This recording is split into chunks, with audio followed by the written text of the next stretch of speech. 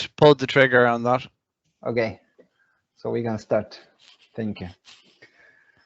I gotta. Yeah, it's just that recording started. Okay, so I will turn my screen.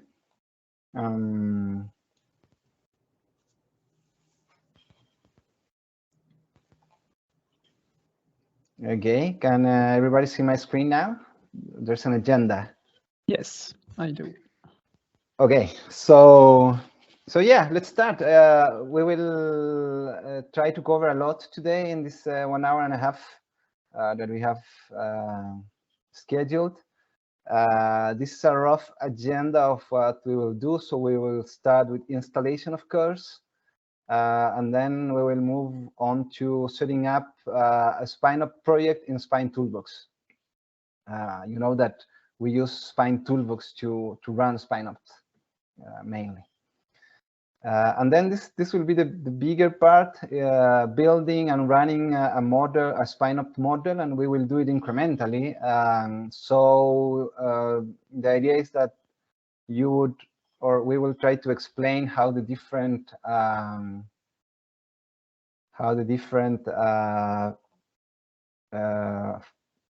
parts of SpineOpt work. So basically, you add data to your database, and that has an effect on the model that is built by SpineOpt, and we want to try to understand those effects step by step. And then after that, we will take a look at this Spine interface package that basically powers SpineOpt.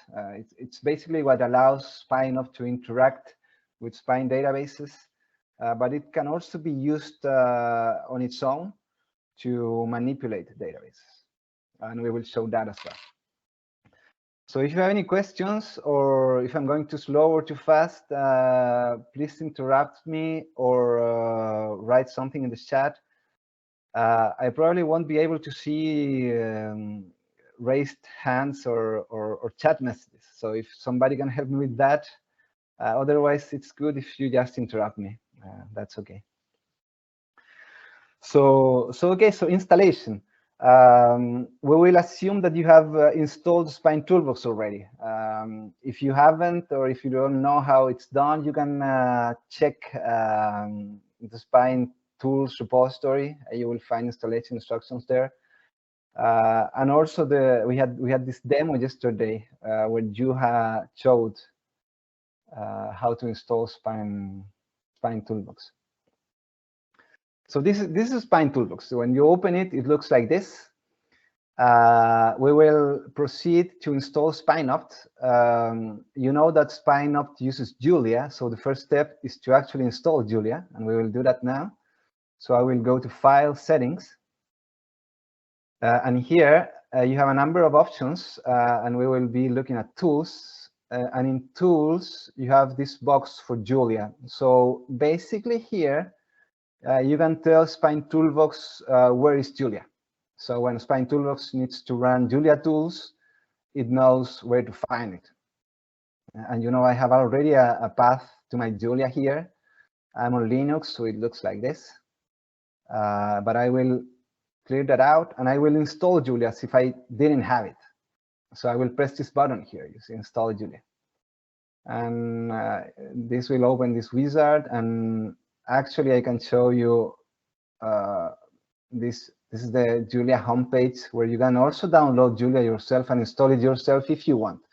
If you want to have some more control on the installation. But today we will go with just this installation. So you just define a path to hold Julia installation, and then just press this, and it will start a process in the background that will install Julia. Well, for me, it finds that Julia is already installed, so nothing to do. Next. And then I will keep this box checked to tell Spine Toolbox that this is the Julia I just want to use. I will just press finish here. And you see that now here I have again the path to my Julia. So good. Now we have Julia. We can install SpineOpt. So we have this button here that you can use to install SpineOpt or to update it if you already have it. So I will press it. And it will open another wizard. And if I go to this link, you will see that for SpineOpt, we also have some more fine-grained installation instructions in case you want to do it on your own for some reason. I don't know. But here we will just use the automatic installer here. So I will just press next. I will say that I want to use the Julia I just installed. So I have nothing to do, just next. And this will check if I have SpineOpt, and it will find it because I have it, of course. I've been using it. But for you, it will install it if you don't have it. But anyways, so by doing this, you're ready to use SpineOpt with your Spine Toolbox. So I will just press OK here. We're good to go. Now that's all you need in principle. But we have some helpers that we have developed so you can build workflows here in Spine Toolbox with SpineOpt more easily. And that's called the SpineOpt plugin. So I will go ahead and install it like this. So I will click plugins here, install plugin. And this is, or maybe these are people trying to join. Do I need to accept them? I don't know. I hope that's okay. Sorry. Okay, so yeah, sorry. So we were here, plugins, install plugin, and then I get this box, and you see that the Spine community has already developed a couple of plugins. I will select the SpineOpt plugin and press OK to install it. And this will bring this new toolbar here with some tools that I can use for working with SpineOpt in my Spine Toolbox, basically. So you see I have this just appeared, as probably you noticed. So now I'm good with installation. So I will move to the second point in the agenda, setting up a SpineOpt project in a Spine Toolbox. So this is fairly easy to do. If you have attended the Spine Toolbox webinar yesterday, you might find all this very familiar, but I will just go ahead and create a new project in Spine Toolbox. So File, and then I will click New Project. And then I will select, I will create a new folder in my computer that I will call SpineOpt Demo 2, because I already have SpineOpt Demo when I was rehearsing for this. So now I have a new project that I can start populating. So what I will do is I will build a minimum workflow to run SpineOpt. So basically what I need is an input database to hold the input data, right? And an output database to hold the output data. And in between those two, so now I will use this tool from the plugin. In between those two, I will put this SpineOpt tool that will run SpineOpt. So I will connect the boxes like this. So the input database will be sent to this SpineOpt tool, and the SpineOpt tool will write the results on the output database. So you see I have these exclamation marks here telling me that actually I need to initialize the database. So I will do that. I will select this data store here, and I will select this data store properties tab here. And here I can set up a URL for my database. So I can select the dialect here. I will select SQLite, which is a database, an SQL engine that relies on files. And I will create a new Spine database like this. And it's just a file in my computer. And I will do the same for the output database. SQLite, new Spine database. OK. So now I'm done. Now I need to tell this SpineOpt tool to use these two databases as command line arguments.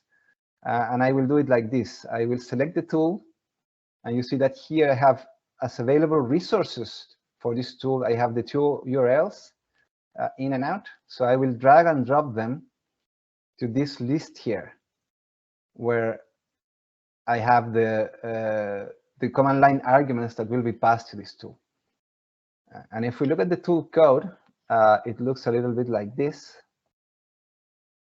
So I will open it in my text editor to see it better. So it basically imports, this is a Julia script that imports the SpineOpt package and then calls this function with the arguments from the command line. This is a short version. There's a longer version here that you can uncomment and use with a lot of keyword arguments. So you can customize your run, and you can go to this URL here to find out what are these arguments are. But this is not important for us today. The important thing is that we have our tool ready to run. Before starting to populate the input database, I need to load what we call the SpineOpt template, because at the moment, if we look at the database, it's empty, nothing in it. And we need to have some structure to start working with SpineOpt. So for that, we have another tool from the plugin that is this one, load template. And this loads the template on the databases you pass as command line arguments. So I will load the template in both in and out. Now I will be using a system image that I have for SpineOpt. So Julia doesn't need to pre-compile it. This is a trick. It's a bit advanced, but so here I can just select a library which has SpineOpt compiled already. So I will select that, and I will run this tool, load template, by pressing this button here. And this should run, and it should load the template on these two databases. So now if I open the input database, you see that I have the SpineOpt structure. Commodity, connection, model. Now, these are the different object classes that SpineOpt uses. So now, actually, I can run SpineOpt. I will do the same thing as I did before. So selecting a system image, so it's faster. And I think I'm ready to run SpineOpt at this point. I will do it so you see. So just a heads up, in some versions of Toolbox, it may be that this is fully collapsed and you cannot access the output of SpineOpt, but you need to magically expand it like this. And then if I select this execution, I see the output of SpineOpt in Julia. So I see an error here. And SpineOpt is telling me that I have no model object in the database. I need a model object to run. So now I need to start populating this input database with stuff so I can actually run something. So I will get on to that. First thing, as SpineOpt was telling me, is that I need to create a model object. So I will do that. So I have my model object here. Let me expand this a little bit so we can see. Let me also get rid of this output class that I want to see right now. So I have a model. And then for this model, I need to create some structure. A model needs a temporal structure and a stochastic structure to run. And I need to provide that for it. We have templates that already have that stochastic, a minimal stochastic and temporal structure that you can bring into this database automatically. But today I will do it manually, so you can see it's not too difficult, and you can see how it looks. So first, I will create a temporal block. So you see, I'm right-clicking on this entity graph here and selecting Add Objects. And then here I select the class I want. And now I will create a temporal block object. So I will select temporal block here. And I will select the name for my object, and I will call it hourly because it will have an hourly resolution. So it creates it for me. So that's my temporal structure. That's it. Now I will create my stochastic structure. So again, add objects. I will select stochastic structure here as the class, and I will call it deterministic because I don't need any stochastic structure. Actually, I will just build a very simple one which has only one scenario. So I will create that scenario now. Stochastic scenario. So this is a little bit of setup, as you see. I will call it realization. But it's not too much. I don't know. So now I will connect my deterministic stochastic structure to that scenario to say that that scenario is part of the stochastic structure. And now I will connect my model to both the temporal and the stochastic structure. So you see, I double click on the object I want to connect, and I select the relationship I want to create here. So I want to create model stochastic structure now to connect the deterministic stochastic structure to my model like this. And I will also select model temporal block. So, and I will connect the hourly temporal block to my model. So you see, it's starting to look like something. Yeah, so now my model is able to see these two structures. I can use them to assign, for example, this temporal structure to any of my nodes or to any of my units. But then there's still a shortcut I can use if I don't want to have like different temporal structures for different nodes. I can just say that I want to use the same temporal structure for all the nodes. And to do that, I define this model default temporal block relationship. And if I want to do the same for the stochastic structure, I can also create this model default stochastic structure to say that all my nodes and all my units in my model will use these defaults. These structures as default, so I don't need to worry about anything else. You can. This is just so it's simpler. I will commit now the changes to my database. I need to do this every time I want stuff to be realized by SpineOpt. And now I will run SpineOpt again to see what happens.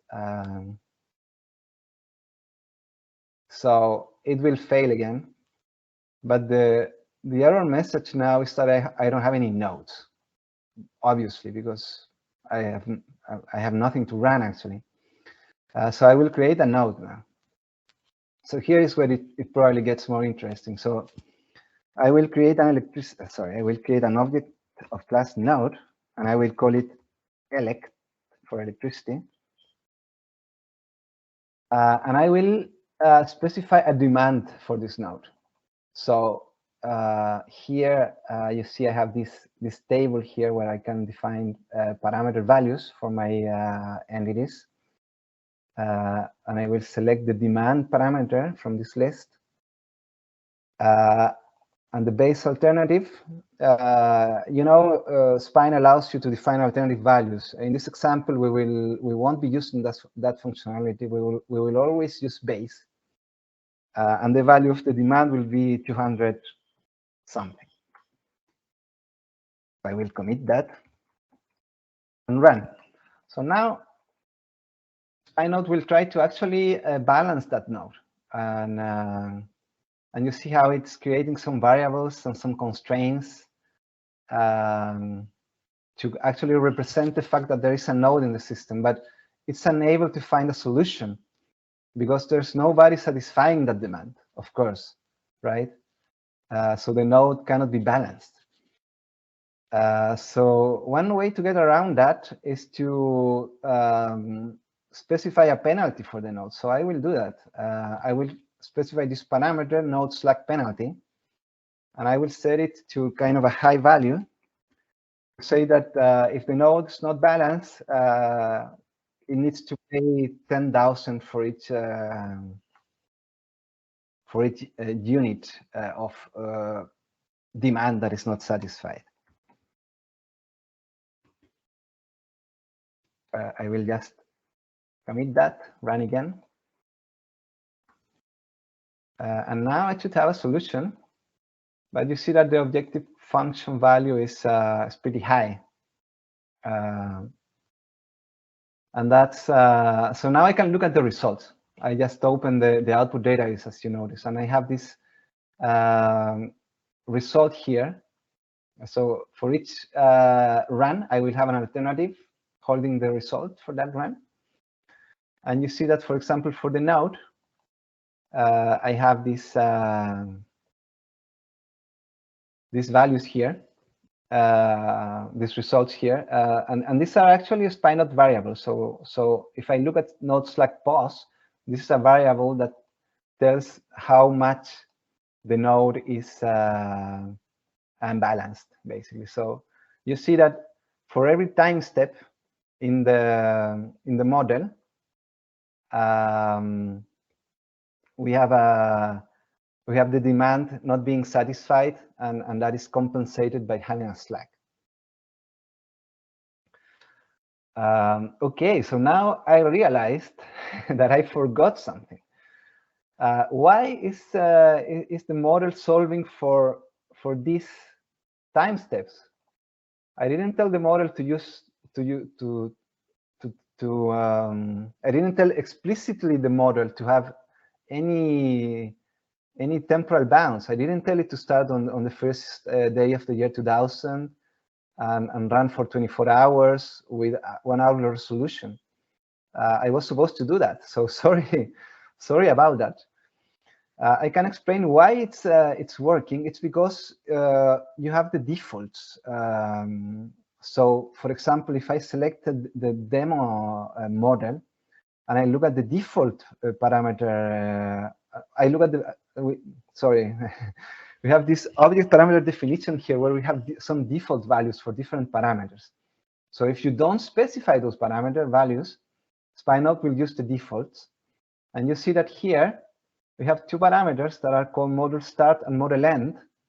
And the default is actually what we just saw in the result. The model will start in the first year of 2000 and end one day afterwards. But I wanted to do it explicitly, so I will do it anyways now.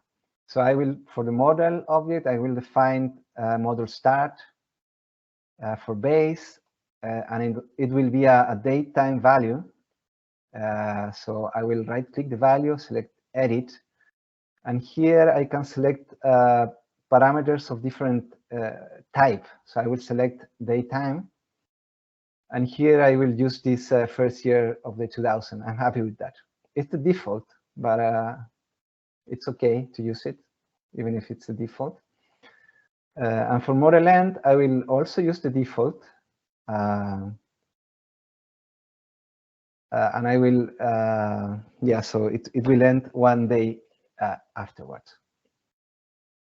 And I will also specify the resolution. So for the temporal block, if I look at the default resolution is 1 hour. I wanted to do that explicitly, so I will do it explicitly. I will define the resolution as 1 hour. And I will select now a parameter of the type duration, and it will be 1 hour. It could be 1 second, minute, hour, day, month, year. I can choose whatever resolution I want. So I will select 1 hour. So I will commit all this. Oh, sorry about that. That wasn't planned. But maybe it's also nice to show how defaults work in SpineOpt.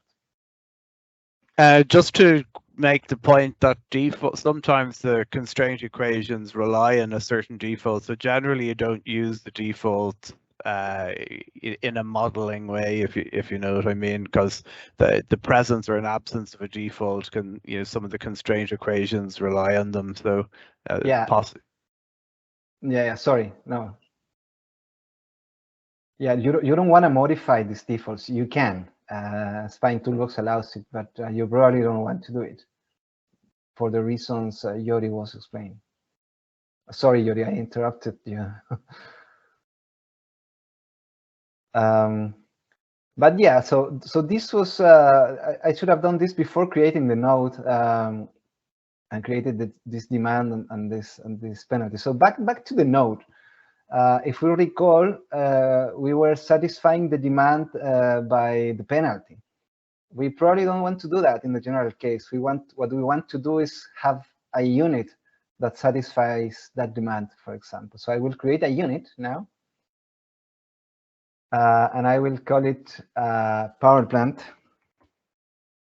So it will be a power plant. And I will set that unit releases energy into the electricity node by specifying a relationship between this unit and this node. And that relationship is the unit to node relationship. So I will select that one, connect it like this. So you see that there's an arrow indicating that there's flow of energy from the power plant into the electricity, and SpineOpt should create flow variables to represent that flow of energy. So I will commit and run again.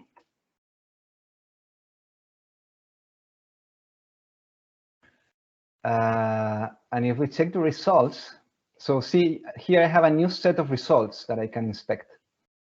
And if I look at the unit now, I have the power plant unit here as well in the results.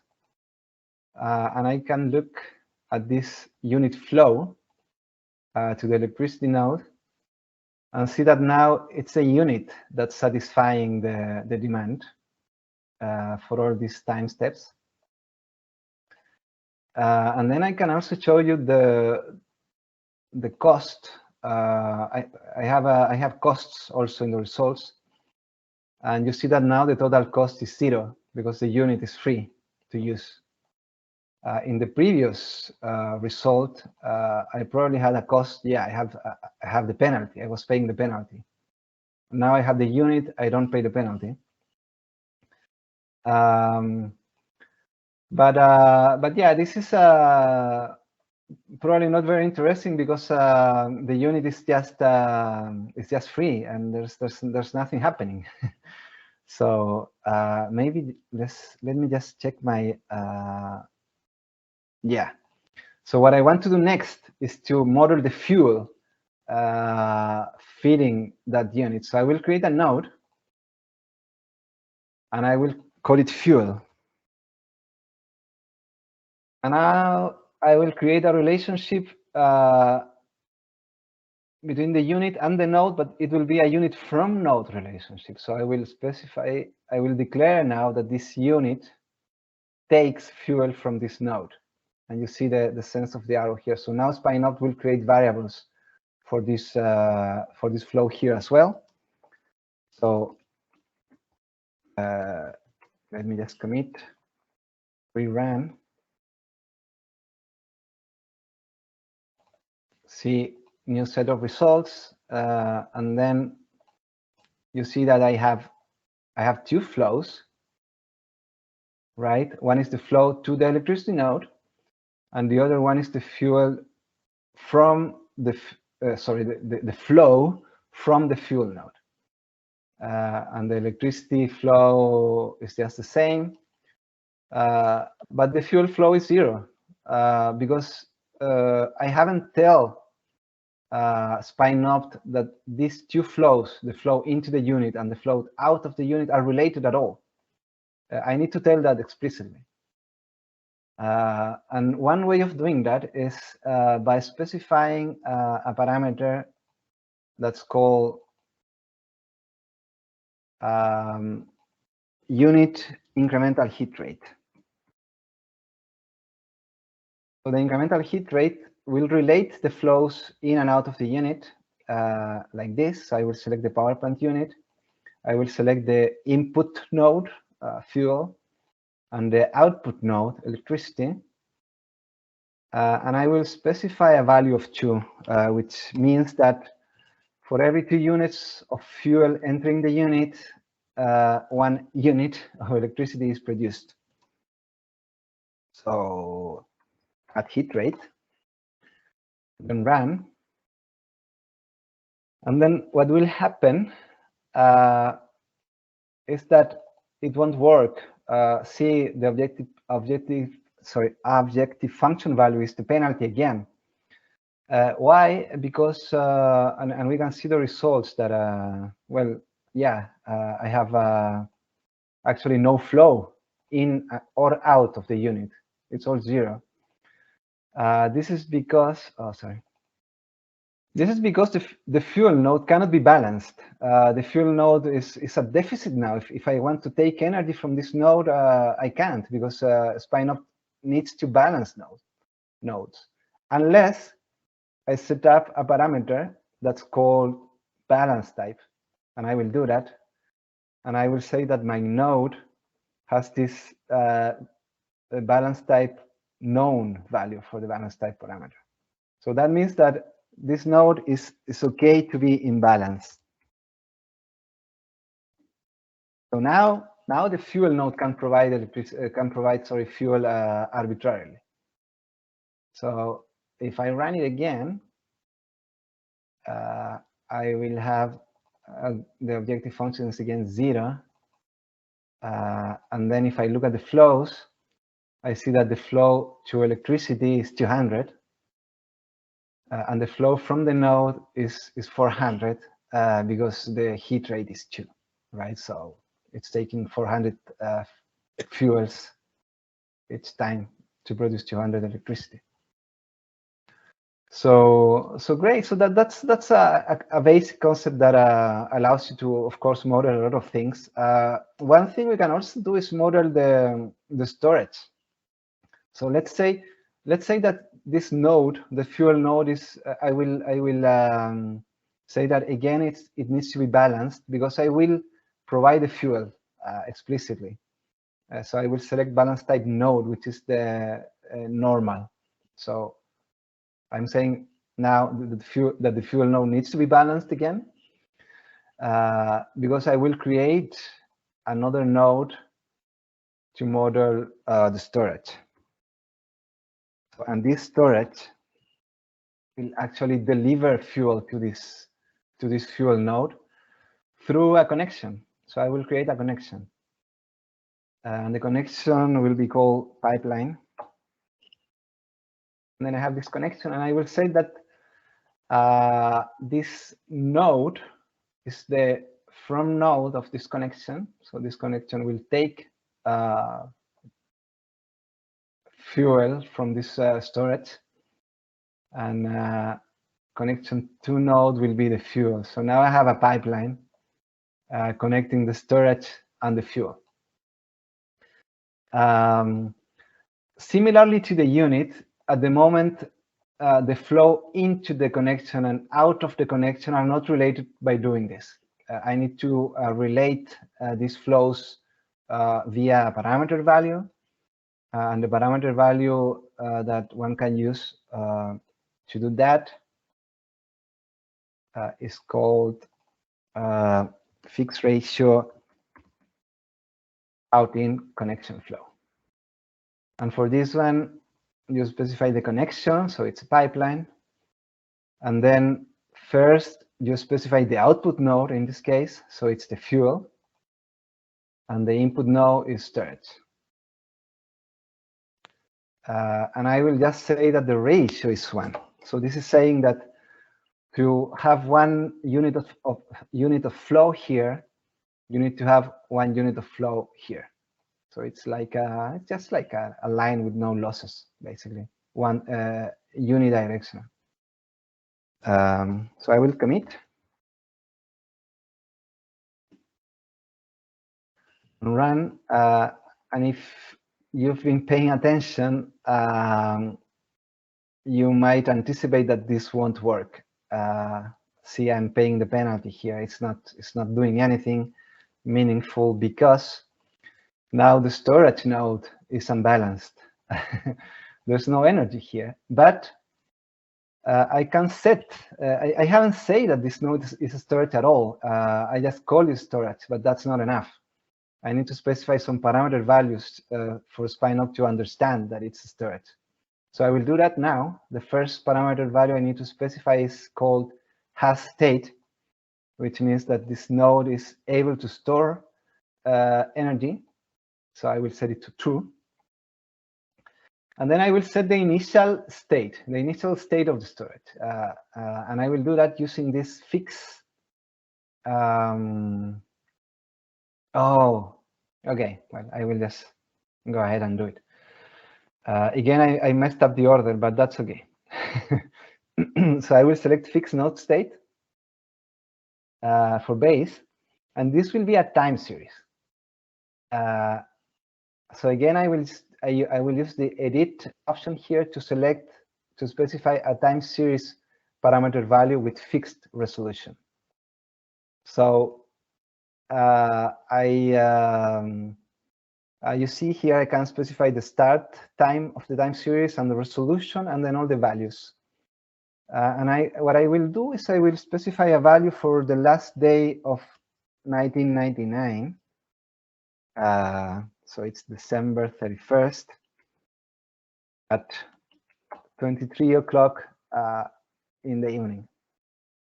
And I will say that at that point in time, so you see that this is just 1 hour before the model starts. So at that point in time, I will say that the storage will be filled with 10,000 of something, so 10,000 fuels. And then the hour right after, where the model starts, I will press delete in my keyboard to say that this is not a number, and SpineOpt will understand that this means that the storage variable is free at this point. So it was 10,000 before the model start, and when the model start, it's just whatever the model computes, right? So I will save that, and I will commit my changes at initial storage state, right? Now if I run it, it should run if I'm not making any mistake here. If I look at the results, I have a new set of results, and I can see that the storage node is here now, and I have some variables here, and I will be looking at node state, and here you can see how the storage is being depleted, so the pipeline can bring fuel to the fuel node, and everything can work. And basically, I'm taking 400 units of fuel every time step. So that's nice. I can model storages. One thing I wanted to do before was having a time series demand. So in the electricity node, we have a flat demand of 200 that is understood at being there for every time step in the model. Typically, one wants to have a varying demand, right? So I will change my flat value to a time series with fixed resolution again, and I will use a 6-hour resolution, and I will just enter some values here, like 200, 250, 80, 200 again, and then 250. Excuse me. So now let me commit that change and run it again. And the idea is that SpineOpt will understand this without any additional information from my side. So from a flat demand, you can go to a time series demand just by changing the type of the parameter in your input database. And if we look, for example, at the unit flow, you can see that the unit is providing energy according to the demand, right? We can also look at the storage and at the node state of the storage, and so now it's being depleted, like following this curve here. So yeah, that's nice. Next, I think, is at the wind farm. Yeah. So I want to add another unit now, because typically you have several units feeding a node, but they can be very different types of units. So in this demo, I will use a wind farm. Let's connect a wind farm to this electricity node.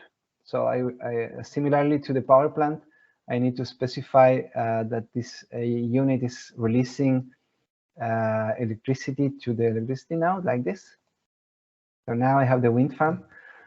And then I will say that the wind farm has a capacity. So I can specify that in the arrow going from the wind farm to the electricity node. I can select the unit capacity parameter, and I will specify that it's a flat capacity. It could be a time series, of course, but for sake of simplicity, I will use a flat value and see how the model reacts to that.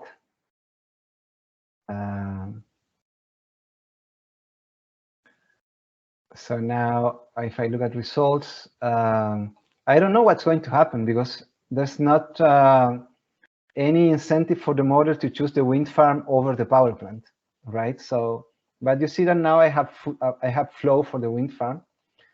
And sorry, if I look at, well, it's using the wind farm. Right, it's using the 40 capacity of the wind farm every time. To enforce the model to use the wind farm, which would be more realistic, I would set a cost. I can set a cost for the power plant. So I select the arrow going from the power plant to the electricity node, and I select a parameter. I have a number of options here. VOM cost and fuel cost do similar things. Maybe I will go with VOM cost. Yeah, I will just do that. But you'd probably normally define the cost on the fuel side, right, rather than the. Yeah, I should do that, right? Yeah. This is not what I rehearsed, but I feel brave enough. Yeah, I will do it in. Yeah, here is where the cost should be. So it's in the arrow going from fuel to power plant, and I will now. I think I will select fuel cost. Makes more sense, and I will set a fuel cost of 20. Yeah, so it's there. So I will add fuel cost. Yeah, that won't have any particular effect this time, because it was already preferring the wind farm, but now it has a reason to prefer the wind farm. So we can check that it's still using the full capacity of the wind farm, of course. Nice. So unfortunately, I'm messing up the order of things a little bit here. Sorry, but I hope you get the big picture. The last thing I want to do regarding SpineOpt is add another node, another electricity node, and I will just call it electricity 2. And I will set up a transmission line, an electricity transmission line between electricity 1 and electricity 2 to show that as well. So this will be a connection, and it will call it transmission line. And I will connect it like this. So from the electricity 1 node, yeah, this gets a little bit ugly here. So from the electricity node to the electricity 2 node, and I will define a demand for the electricity 2 node, and it will be just a flat demand of 60. And then remember, I need to relate input and output flow for connections, right? Right now, they are not; they just exist. SpineOpt will create these flow variables, but they won't be related until I tell SpineOpt how to actually relate them.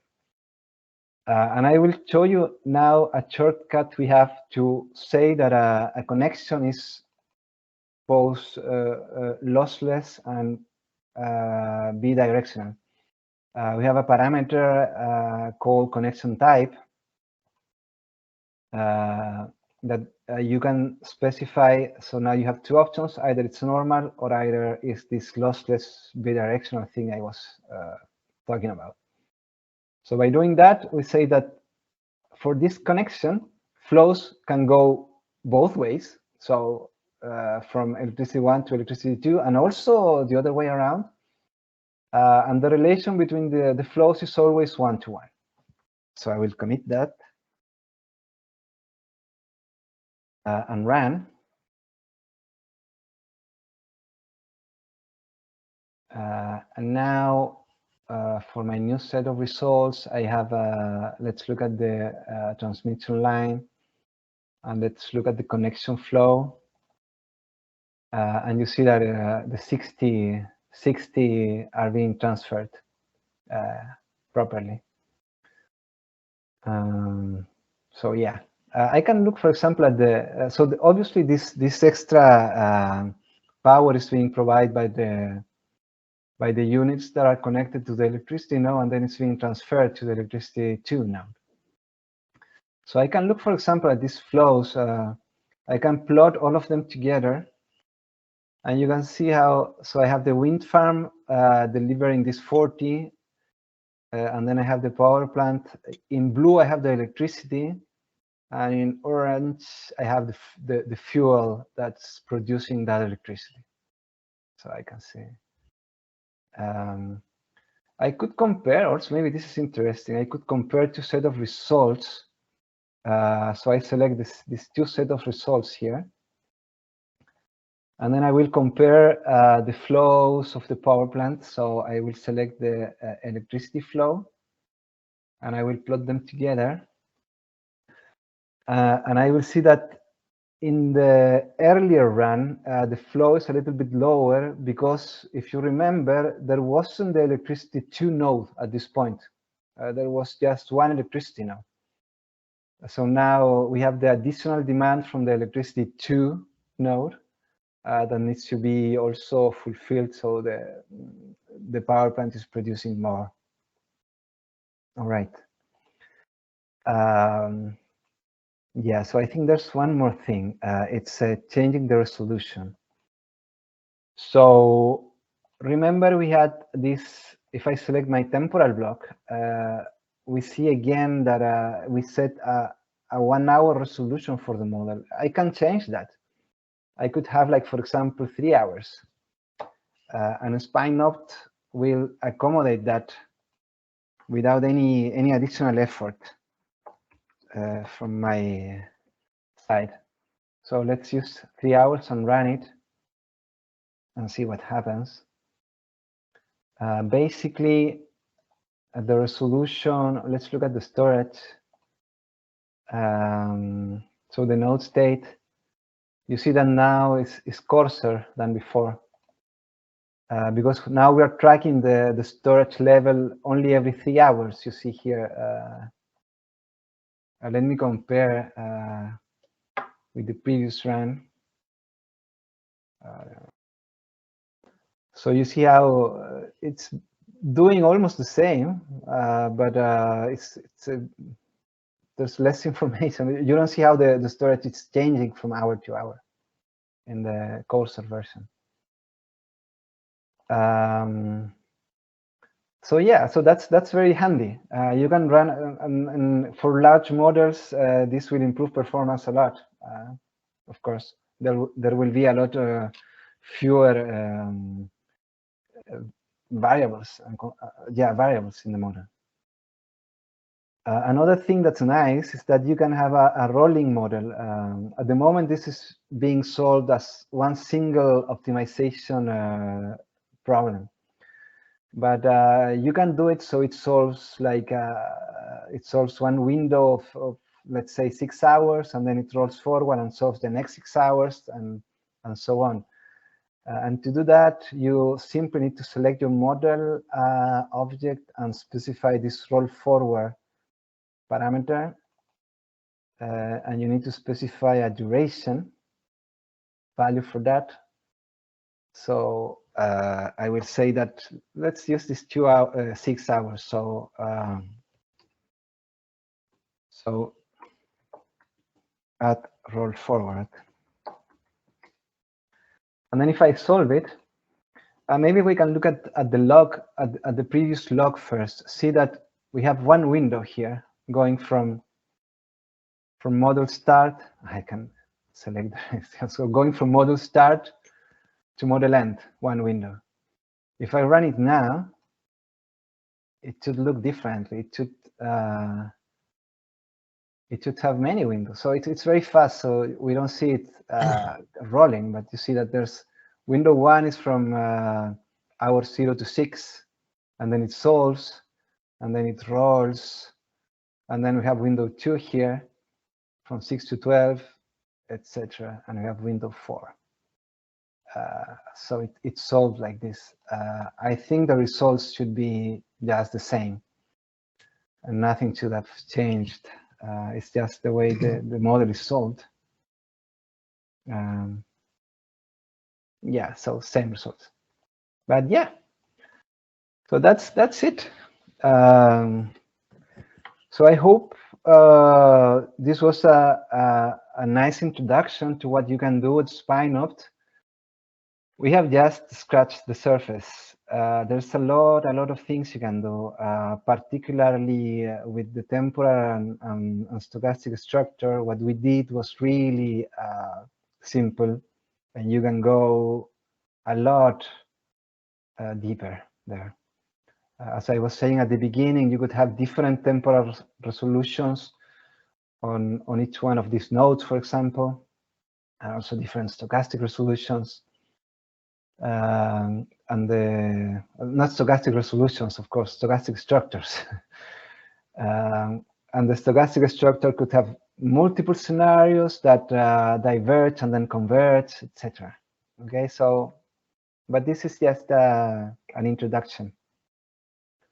So yeah.